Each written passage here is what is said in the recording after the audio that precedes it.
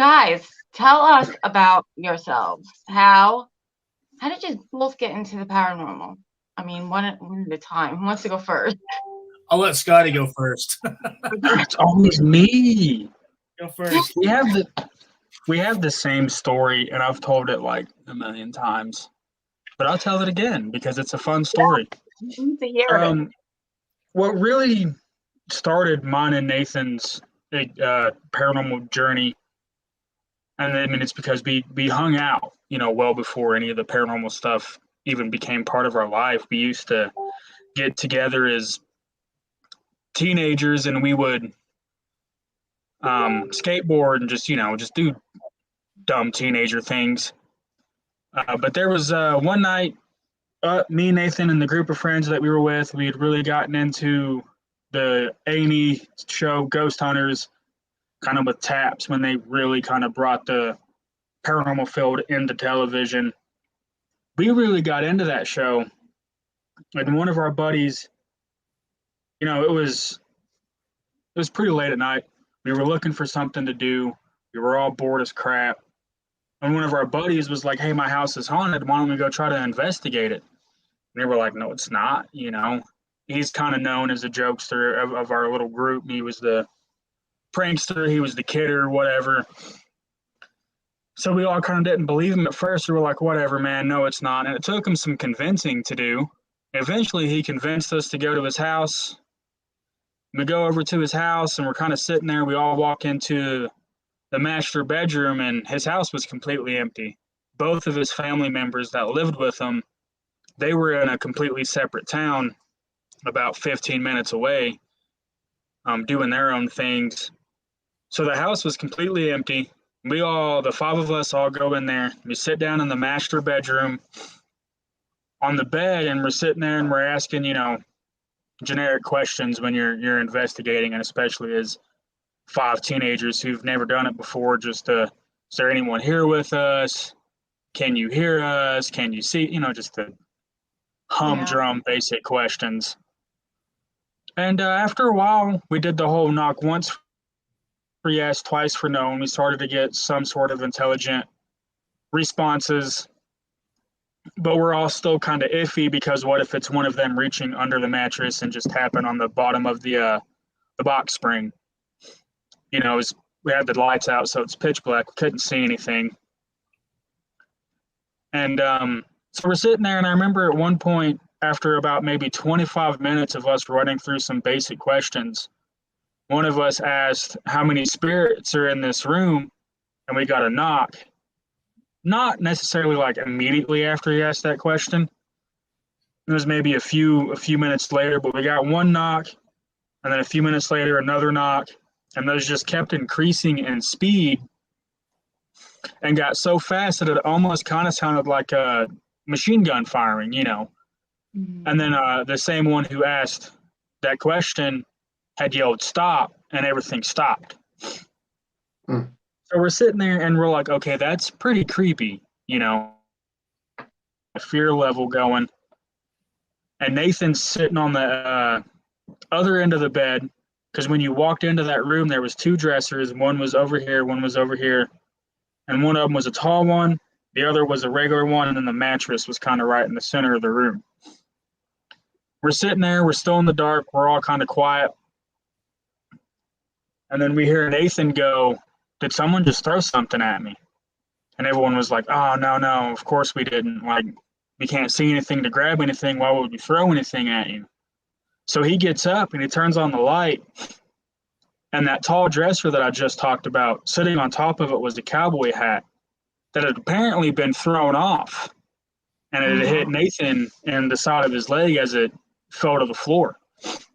And that really freaks us all out. All five of us, intense poltergeist activity just right off the bat. And that really freaks us out, So we're all kind of trying to scramble to leave the room. And I myself was like, what if that was just our buddy who actually threw that, and he just didn't want to own up to it because he wants to scare us? Yeah. So before we leave the room, I tell the spirits in the house, I was like, "Hey, I don't know if that was you or if that was our friend that threw that hat, but we're going to leave. for about 10 minutes and we're going to come back. When we come back, I want to see the cowboy hat sitting back on the dresser where you threw it from. It's disrespectful to leave stuff lying around. So we leave, we get into our buddy's car, we drive around the little town that we were in for about 10, 15 minutes, and we head back over to the house. And we get up, we all walk in together, we walk into that room, and sure enough, that cowboy hat is sitting back on top of the dresser where it came from before it got thrown off. And again, nobody's at the house. And that's kind of when we really all got really scared. You know, at that point, because we were like, there's no one here. How the F did this get back up here with no one in the house? So we were all like, no, we're done. We're done. We go to get out of the house. And for me personally, this is something that I experienced personally that the rest of the group didn't get to experience. We're leaving, and as we're walking down the hallway to get to the front door, it's kind of a long hallway. They've got all their family photos on it. And I remember seeing out of the corner of my eye something black dart through the reflection in the picture frame. So I was like, what the hell was that? So I turn around to see what that was, and as I turn around, up his staircase, I saw a 7-foot tall black mass with red beaming eyes just staring down at me from the top of the staircase. And like, I'm just overran with emotions. I started to cry. And I just run out, dead sprint out of the house. And then for the next 3 months, I had what I feel like is a minor attachment. I wasn't able to sleep at night without having nightmares. So I just got maybe an hour or two of sleep. And that didn't go away until I had my mom go up to our local Catholic church and get me a blessed rosary. So that's what really started me and Nathan into the paranormal field. And then Nathan, pretty much right after that happened, he went full force with the paranormal. And I spent maybe 3 or 4 years just trying to get away from it because I didn't want to believe that something that powerful was with me, you know? But it eventually got to the point where I was like, I have to get into this. I have to find that entity and I have to face it. That's how it works, right? It's like it makes you think like you might be a little bit crazy because it did that with us, and then you start really understanding and doing the research. And did you face it at any point in time? I haven't really felt like I've came in contact with that same entity quite yet. We're doing something, without giving too much away, in that same town. So there's a good chance, you know, if it's still lingering, I might be able to run back into them and let them know, like, hey man, you don't have the same power you used to have over me when I was a child. Very interesting. That's fascinating. It kind of reminds me of The Conjuring movie, remember? Yeah. But you had to face the nun. Yeah. That's so interesting. And a lot of cases, they want to face the demon. They want the name of the demon. And So they're not going to give it to you. No, of course, no. If a demonic spirit gives you their name, then that means that they no longer have power. You now have control of their power. And so a demonic force or devil or whatever it is, so they're gonna give other names that's not theirs. Yep, that's true. So, you know, from paranormal investigating, is there any technique you think that can trick the demon, for example, to get a real name, like any kind of thing you can ask? Really, I mean, I feel like provocation would be like your best approach for a really quick response, but I'm not one to go out and provoke them because you never really know how powerful of a spirit you're going to be dealing with. Yep. And I mean, if you piss it off, you piss it off. So I try not to, but you know but I realized. Good. I'm sure, you know, a spirit that powerful is intelligent enough to remember who me and Nathan are. So I think, most definitely. For sure. I think if it finds us again, it's going to let us know that, hey, we've crossed paths before. Yeah. I've had that encounter with demons, and what they can do and what they have done. Let's say you're going shopping, for just an example, right? And you get into an altercation with somebody that you don't even know, an argument. Right. And you're like, well, how did this even transpire right in front? Yeah. How did nothing become something? And I noticed that they can do that. They can manipulate other people to go against you in the physical realm, to cause fights, arguments, and then stir things up. That's what they do. They jump into people. And it sounds bizarre and ridiculous, but I've seen it. Right, like, that's how pathetic they are. Yeah. You know, it's how pathetic demonic forces are. Like, they have to have, you know, that opening, that weakness in somebody. Yes. They see that, they want to jump in and take advantage because they have to go somewhere. Yes. In order to live, they have to go somewhere. So they're basically a parasite. Yeah. They're a virus. They spread. Yeah. They spread everywhere. And that's like a good, brings me to a question. So, like, where do you think when exorcisms are done, where do you think this entity goes? Where does it go when it leaves someone? Honestly, my working theory is that it just travels our plane of existence until it finds its next victim, and then it'll attach itself to that piece of item or house or whatever until it gets its opening to get into the living soul to try to take that over. Yeah. Yeah, I don't. To be honest, I don't have enough knowledge to really answer that question. To be honest with you. Yeah. Because some demonologists, they may have a whole nother response. No, you're right. So I don't know. That's a good question, though. Like, that's a very good question to ask. I always ask that question because I don't even know. I mean, like I said, we've dealt with this before, and I'm like, where does it go? Yeah. Some people believe it lays dormant up until it's ready again because there's no time on that side. Yeah. And my belief is that they jump ship sometimes into a person or a thing, like you said, right? Look at the Annabelle doll. It's deadly in one sort of sense that if you give it the power of intent and belief, these things can do something. And from my experience, I've seen these things go into people. It's just one of those things that they roam. It's crazy. And they can destroy. They can destroy. As much as we don't want to believe, well, we're in the physical realm, they can't touch us.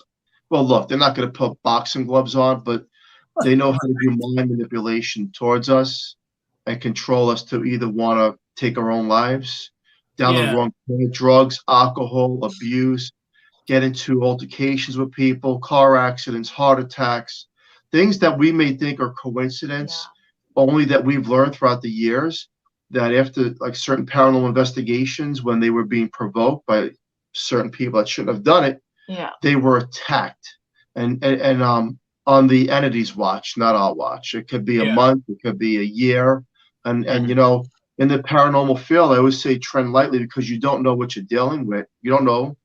And there are cases where these things go home with people. Yeah. And have you, any one of you had an attachment throughout the years? An attachment? You go ahead, Nathan. Really. There's been one time where we went on an investigation, and there was a piece of footage that was captured, and it's probably the most mind-boggling thing that I've ever seen. But a hallway floor literally like levitates on camera. It is the most disturbing, compelling thing I've ever seen in my entire life. But after that happened, I came home, and not really attachment, but I felt like something followed me home for a few days. But after, I kind of said, hey, like, you're no longer allowed in my house anymore. You can't torment my wife. You can't do anything. Like, you have to leave. And after a while, it left. Like, 'cause you have to put your foot down and let it know, like, hey, you're not welcome here. You need to leave. And it left. So, I mean, as far as like an attachment, no, but something followed me home. I've had it happen once or twice. Okay. But that's about it. Well, let's talk about PowerFlix. How did the four of you get together as a team and create my paranormal experience? And you guys do an amazing job. So how did this all come about? Well, my first question, have y'all watched the series? Have y'all watched the documentary? I've watched some of it, yes. Okay. Yes. So I have to start from the very beginning of how the team got formed. A couple of years ago, I had the big time desire to to have a storytelling series, but I had it in a way that in my own opinion, I've never seen it done before. I've watched a lot of TV shows, and there's Pretty Girl right there. It's Nathan. Yeah, me and Nathan are in a podcast. This is Cambria. Hi, Nathan. How are you doing? It's my kiddo. But I can't go. I'm doing a podcast. I started really having this burning passion to make a TV show, but we were part of another crew. Yes. And I kept putting my idea aside because, like, you know what, I'm going to put the team first and just, come back to my idea later on. And it just never happened, and I pitched it a couple of times and then it wasn't really in their interest, which was, it was fine. Mm-hmm. But then it was one of those types of feelings in my heart and in my gut where it was like, if you don't do this, you're going to regret it for the rest of your life. Yeah. And so my wife told me, she's like, you need to make this, but make it yours, make it your own. But you need to feature not just the team you're with, but everyone who has an experience. Yeah. So what I had decided to do was, before I could put anyone else out there, I needed to put myself on the line, give something personal of myself and to see what the feedback would be. So what I decided to do was right in this room here, all my camera gear's right here because I leave it here. But I literally turned the camera on and I just started talking. I started talking about a very personal story about my grandmother. And I had no B-roll storytelling footage. It was all theater of the mind, sound effects in the background to kind of help give you that visual to activate the imagination. And it was like a sample video. And I mean 10 minutes of a video. It wasn't nothing crazy at all. And I decided to go ahead and post it on Facebook. And I was very nervous because I was like, people aren't going to like this. They're going to think it's stupid. But the response that I got was very, very impactful. People were like, this is real. This is what the paranormal field needs. They go, a lot of the shows you see nowadays they seem very scripted. And I'm not bashing anyone. I'm just, that's what the response was. And they go, this here is honest storytelling. It's honest, raw. It's raw in the moment, real feeling, real emotion. And you don't see that very much anymore. Yeah. And so I went back and reviewed my footage as I was editing it.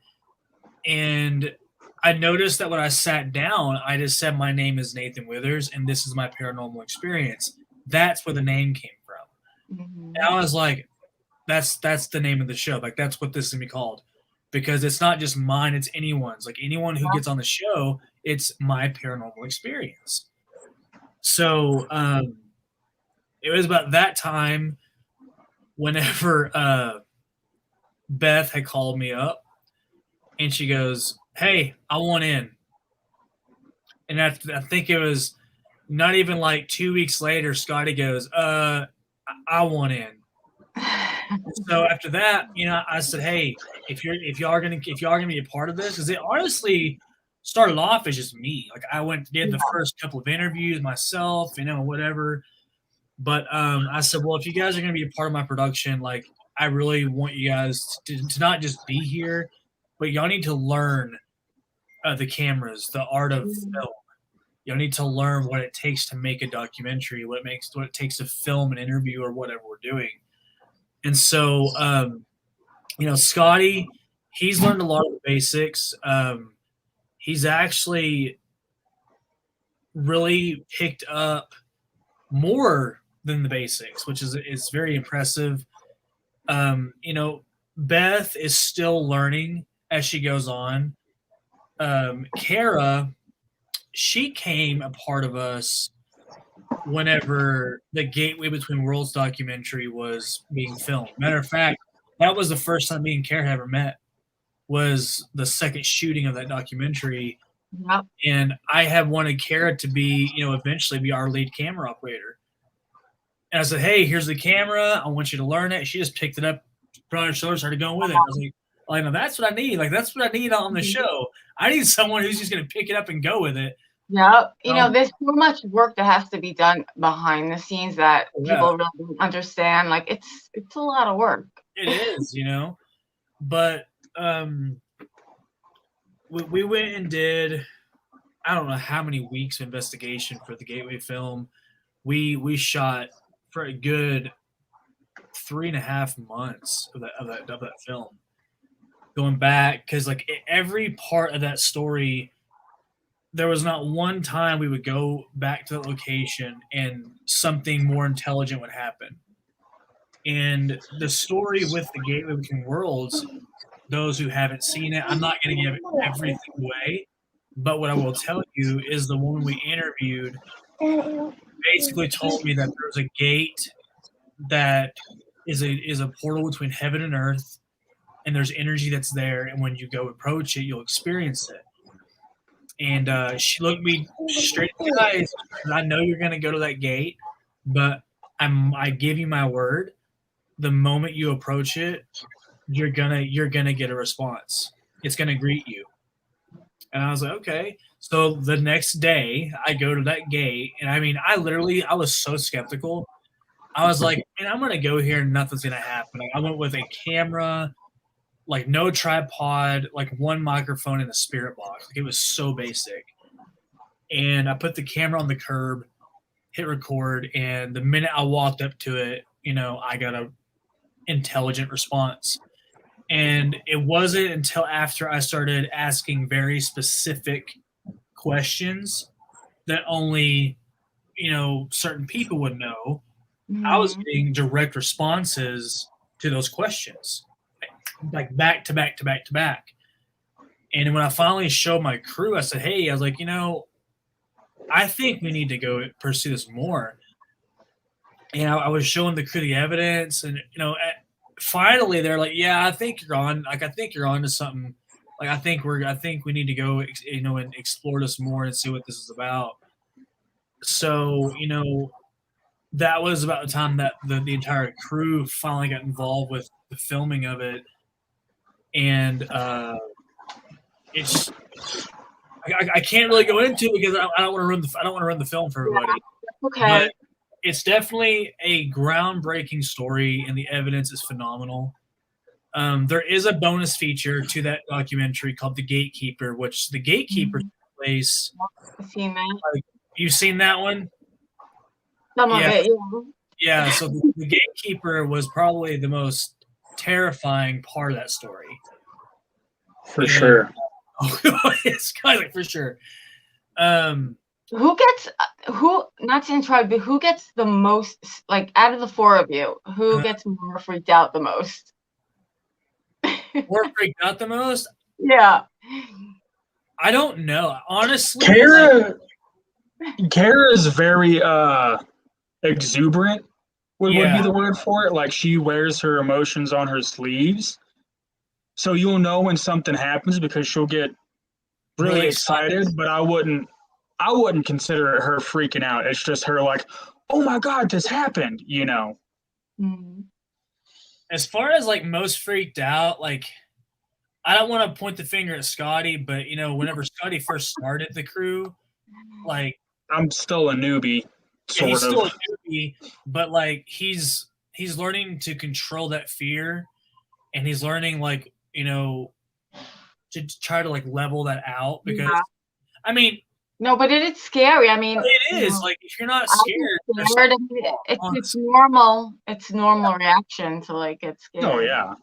I get scared a lot until he yells at me. He's just like, "You don't get scared. Stop." I'm like, "It's scary." Sometimes Right. No, it is. You don't know what you're walking into. Listen, we're all human. So exactly, Yeah. you don't know. You don't know, and the last thing you want to see is something that will probably give you a heart attack, right? Something that's Well, if y'all haven't watched the Gateway documentary, like I highly advise y'all watch the full story, like the Gateway film and the Gatekeeper full story, because that will break down exactly how everything went down, and it will show you like how the Gateway film sequels into, or not sequels. It basically breaks into this bonus feature, and the bonus feature happens so suddenly. Like there was really like maybe a week of planning it, because after the Gateway film aired, we started getting people, from like all over the country, locally, and just all over the place. Like, hey, this is a good documentary. It was more interesting than things I've seen in a good while. I would like to see something like a part 2 or a sequel filmed of this, because this is really cool. And so we had honestly no plans of going back, because we had gone back so much. It was like we were wearing out the location. Like, okay, we need to like move on. But I was like, let's make a bonus feature, and let's just like approach it as raw and in the moment as we possibly can. And me and Scotty kind of collaborated on how we should approach it. I added a couple of different, new B-roll cinematic shots to kind of give it a different tone to it. But for the most part, from start to finish, it is completely raw, and everything we did was like as real and as in real time as you can get. So I think that's really what helped made that as successful as it was. But it was an awesome journey. But the Gateway documentary, after you watch it, that actually sequels into the My Paranormal Experience series. Okay. Because we have The Experience Begins, and that starts off where the Gateway film left off, like where it ended. cool. So that's it was really cool. And the thing was, the Gateway film was actually supposed to be a part of the series, but after we collected all our evidence, we looked over everything, I was like, man, this needs to be by itself. Like, this is it's special. Like, there's nothing like it out there. Mm-hmm. So that's kind of how everything went down with that. Let's talk about paranormal equipment. What do you think is the most compelling piece of equipment? A recorder, a picture, SLS, spirit box. What's your favorite? That's a sign of communication that you can say this is real. I'm really partial to the SLS, just because every paranormal investigator's dream is to capture that apparition, and apparitions are so hard to capture via video or photograph. So the SLS, being able to map in figures that you can't see, that to me is really compelling. But it's also one of our least used pieces of gear. We normally just go in with our energies and a spirit box, and just kind of let the locations tell us their stories and direct us how to do our investigation. Well said. I like the SLS. I really, really like it. A lot of people have a lot of bad things to say about it. You got to be careful. Like, but I would say put it on like a tripod and don't be in the room, because you don't know. Like, if you make a movement, sometimes this thing, it just picks something up and you think it's something else and it's not. But we've seen some evidence of the SLS that we couldn't debunk. So it's very interesting. Really, so you said that the spirits or whoever's in the location, what kind of information do they give you? Well, generally, go ahead, Scotty. Generally, we get maybe names, and then we'll run with those names, and Beth and Kara will research them and it's kind of a 50-50. Sometimes they come back with something that's relevant, and sometimes they're like, we don't know who the hell that is. Yeah. A lot of it's just kind of, we just go off names. And Kara, I'm going to shout her out. She's incredible with research. I mean, we brought her on for the Gateway, and then, within a week of her filming for the first time, she came back and she was like, well, this building used to be this, and these people used to own it, and there was this that happened just 2 blocks down from there. And we're like, holy shit, where did you find this at? All this insane history that she dug up, I was like, I never even knew this was even a thing. Like, I didn't know this even existed. Like, where did you find this stuff? And what was even more groundbreaking and what added character, but also added legitimacy and validation to the storyline itself, was we actually covered in the Gateway documentary, like a small portion of what she had dug up. But when we did the Gatekeeper, we actually went to the very location that she had researched, and our evidence connected, direct responses connected to the history that she had found. That was to me, it was you'll see in the film, me and Karen get all excited about, oh my God, we get all excited about it. But it was just from start to finish, there was nothing but it was evidence filled suspense and history. It was unreal. Wow. But So some of these, let me ask you something. Some of these locations that you do you think from yourself and your teammates that these are people that died there, either tragically or natural causes, or do you think you're talking to something else, or you don't know? I think it's a mixture of all of it, honestly. It's hard to pinpoint. I feel like some of the intelligent responses we get, it can be, those who had a tragic accident that are just trying to legitimately tell us their story. And I feel like when we experience the darker side of it, like we did with the Gatekeeper, that might be something different that's there. But I think they're just a mixture of all things. But for sure, the stuff we've collected over the spirit box has been 100% intelligent. I mean, that's just my personal, I'm sure we've captured some residual stuff, but about 85% of our captures on Spirit Box has been 100% intelligent responses and direct. I've never seen the Spirit Box work like it has last year. You know what I mean? Why do you think that certain locations hold so much energy from those that have crossed over, and then other locations you may get nothing, right? Yeah, I mean, I think that kind of works both ways. I mean, it's hard to explain that.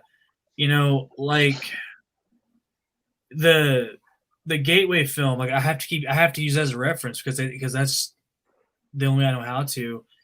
We went into a lot of different theories. Tragedy, when you have murder or whatever the case is, like a psychiatric hospital had patients and people who were mentally ill and had horrible things wrong with them. They died tragically, or procedures done and then that left that negative energy behind. Those people, they didn't pass on. Yeah. Or there's a possibility that it didn't pass on. So I feel like depending on the event that takes place, that energy lingers, it stays. And there are some people where they just simply want to tell their story, to be to feel like I'm gone, but I don't want to be forgotten. Yep. So if this is what I want to tell you, give this person, or I'm here and this is what I want to tell you about this location. And then that's kind of how I go off of it anyway. We've been through that. It's interesting, doing interviews for so many years. Some paranormal investigators came up with a conclusion, because a lot of us believe in reincarnation. And one of the conclusions is you're talking to something that's active, not residual energy, a person that crossed over. And then we say, well, if they crossed over and you're talking to somebody who died 100 years ago, why weren't they reincarnated? But a good theory came about. And the theory was that because there's no time on that side, who's to say what dimension of time we're talking to? Which kind of means is that because we made up time, it's like a replay, for example. It could have been done already in a sense where some people call it the Matrix. This was already done. So you're talking to something or someone, and it's active. It's but it's not residual, but yet they have still crossed on. And that's mind-blowing, but it's also a theory that, there's reincarnation. A lot of us do believe in that, and we say, well, why would a spirit be stuck in the same location just because a paranormal team says it's Mrs. Jones? Or is it really Mrs. Jones, and we're just trying to identify the time as now, but time does not exist, period. So the now, where we say it is now, but the truth is we're making it what it isn't. Your thoughts? I mean, it's definitely a plausible theory. It's a good one. Kind of, I could see it being plausible because my approach to a lot of investigating is, you'll have investigators asking, what year is it? What year are we in right now? And it's like, how do you expect a spirit to know that when they, passed over in 1956? They're not going to know it's 2022. They don't, when they pass over, they have no collection of what's happening in our world. They're in their world. Yes. And whether or not they have time or don't have time, who's to say? We don't know. Yes. So I'll go in and ask, what was the last year you remember versus the question of what year is it now? So I think that's a pretty legit theory. I really like that idea. It's very interesting. Yeah. Some of these places, right? You ever go to a place and it was rebuilt and there's no staircase, but yet you could hear a spirit going up the staircase, and the staircase existed 100 years ago. But when it was redone, there was no staircase. That gave me chills. Think about that. That gave me some chills. Right? And you're like, well, how is that possible? And then we came up with conclusions and theories that they're still in that time somehow. Right. But yet they're reincarnated. And that's the mind blower, because we've talked to people on this show who have books out and, high credibility as well, that say, look, I remember 29 past lives, for example, and they know where they're buried at some of these past lives, but yet they believe that people are investigating them at one of the locations. So there's so much in the paranormal scope. There's that big question mark, but it kind of makes sense, because when you have a staircase and you have something going down it or up it, but staircase does not exist, and it did exist 100 years ago, it's kind of like they don't know the year they crossed. There is what you call residual haunting. It's on a loop, repeating its cycle. What they would do on their daily basis, they'd walk up a staircase, go to their room, whatever they were doing. That to me is what a residual haunting would be. But like you said, if it existed 100 years ago, back in their time, that's what they were doing, walking up a staircase. So you're hearing that past replaying itself. Does it make sense? It makes sense. The only problem I was like, you're following me here. No, listen, it makes sense, but the only problem we had with that is that they're they're active and intelligent according to the responsive questions that are asked. And that's where the confusion comes in, because if we say, can you see us? Yes. What are we doing? You're sitting down looking at a book. Can you hear us? Yes. So that's where the confusion comes in. And then there's another theory, that the theory is that it's a mimic. Yeah. It's an imitation. Yeah. Absolutely see where you're going with that. Yeah. I can see both sides. I can see like where the residual would happen, but I can also see where it would be like, okay, Well, if they were there 100 years ago, how are they able to hear us now, present day, and still communicate and walk with us? Like what is going? How is that possible? Yes. But that's what makes the paranormal so amazing and so interesting. Yes. Because it gives us something to continuously study on that we're probably never going to get the answer to, but it allows us to, activate the brain, the imagination. You leave with more questions. Exactly. Yep. So I love that's awesome. Hey, Johnny, we need to start putting that in our investigations. Like, that's a good theory. I like that. I think it's amazing, fascinating, and the exciting part about this whole thing is that we go on. Yeah. Right? Yeah. It's not like you 6 feet under and it's over. No, we know as investigators, we go on, period. We have enough solid compounded evidence to know that, we do go on. One of the things too, is the Ouija board. We don't have enough time for that. No, but what I'm trying to say is that people have done the Ouija board in different locations. Yeah. And we ask certain questions, and they know a lot of the answers to the person that crossed over in that location. But then there's trickery involved. And the trickery questions they try to answer, but they fail to get the right answer. And then we say, well, is it a mimic then? Is it an imitation? Something that's trying to be what isn't?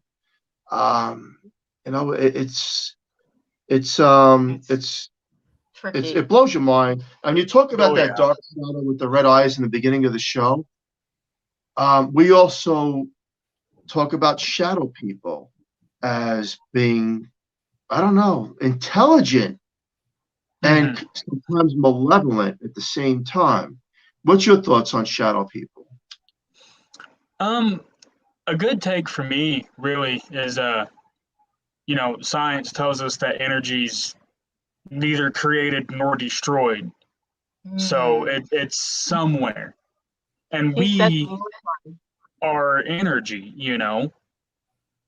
So when we pass on, where does our energy go? As far as like that whole thing goes.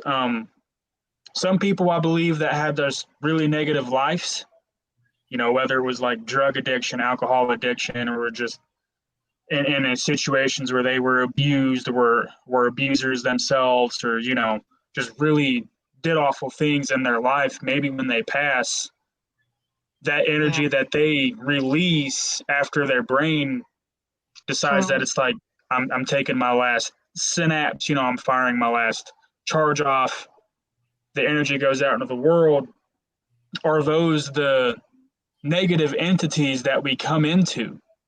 And they cross over, and since they're intelligent, maybe they realize that now they're just this pure embodiment of negativity, and they have this power.